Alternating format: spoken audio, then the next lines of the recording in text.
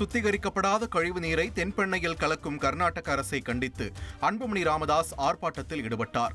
உரிமை மீட்க தலைமுறை காக்க எனும் தனது நடைப்பயணத்தின் ஒரு பகுதியாக கிருஷ்ணகிரி மாவட்டம் கெலவரப்பள்ளி அணை பகுதியில் அன்புமணி ஆய்வு மேற்கொண்டார். அப்போது அணையில் மலை போல் காட்சியளித்த நுரை குறித்து விவசாயிகளிடம் கேட்டறிந்தார். பின்னர் சுத்திகரிக்கப்படாத கழிவு நீரை வெளியேற்றும் கர்நாடக அரசை கண்டித்தும் தமிழ்நாடு அரசு தென்பெண்ணை ஆற்றில் வரும் கழிவு நீரை தடுக்க வேண்டும் என்றும் கோரிக்கைகளை வலியுறுத்தி அவர் ஆர்ப்பாட்டத்தில் ஈடுபட்டார்.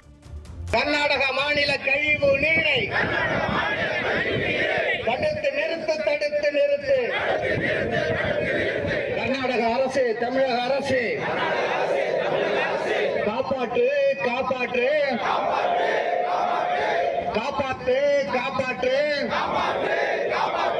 தென்பெண்ணை ஆற்றை காப்பாற்று.